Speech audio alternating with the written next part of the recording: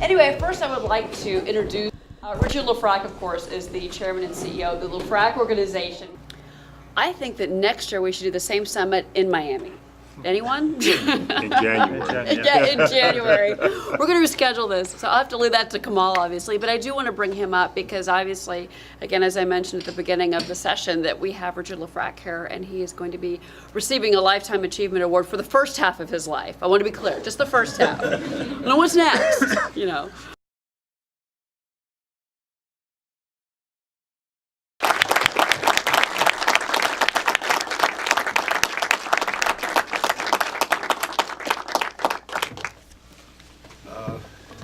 You know, they often, I've been asked several times to write a book and, you know, about kind of my experiences in my life, and I've always resisted it because I always felt that, you know, that was kind of the signal that you've had it. I think when you're on the beach, everybody thinks, how can we make the most of the view to the beach? And I think that was the beginning of the brief on how to organize the spaces in each residence.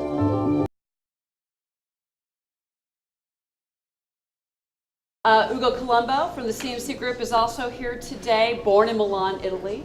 Of course, the Italians, they seem to love New York as well, but started in the real estate business back in 1983. And he, of course, is a pioneer in particular of downtown Miami, so a lot to talk about with Ugo today. Doing this in Miami, there's still a lot of pockets to be filled.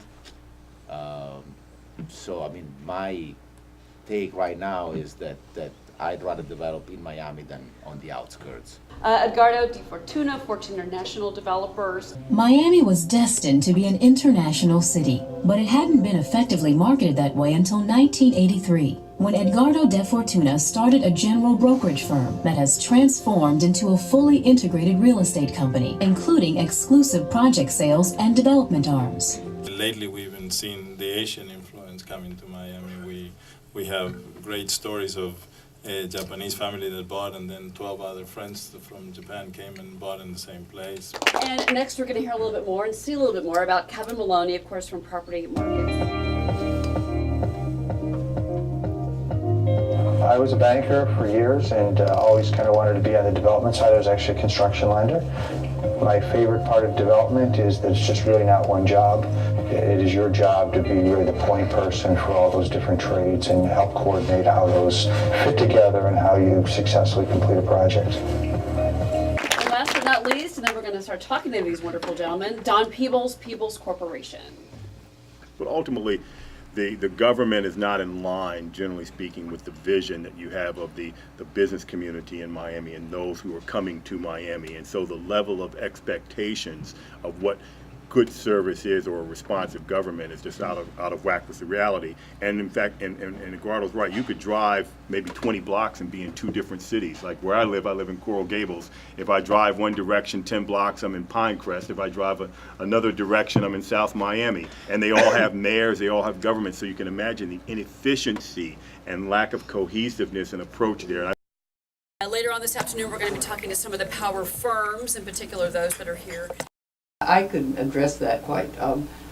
We have been working with two marvelous ladies named Servana in Miami, and they have posed that question to us. But I think now the buyers don't need so many personal introductions. They go to your local sites, they go to the internet, they go to the developers' sites, etc. And we certainly do a lot of, as I know all of the panel do a lot of introduction through networks and referral. We have a referral department struggling. And the other cities that are considered international cities, most clearly and prominently London, we're still a bargain market, I dare say, compared to London.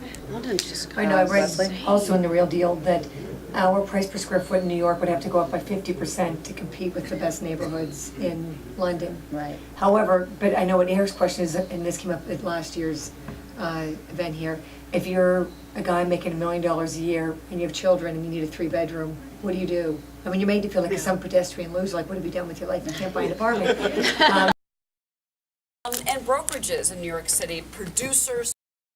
I love it. I love producing something that people want to buy. And with my buyers, I'm very selective with whom I'll work with.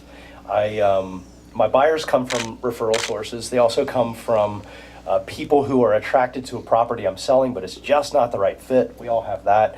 And then I exploit that, and I try to find them the right home. In 10, 15 years, when they choose to sell this property, that's where they'll make their return. And that's their big return. Also, getting their money into the United States versus having their money in their country, I think is something that they're trying to do. Under $4 million. There's 25 million plus categories that are also moving very aggressively.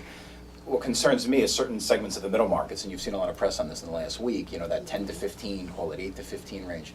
There's a lot of inventory out there. And when you hear them speak about bulletproof cars and bodyguards, there's a big difference between hearing about it and actually being in a car with kids.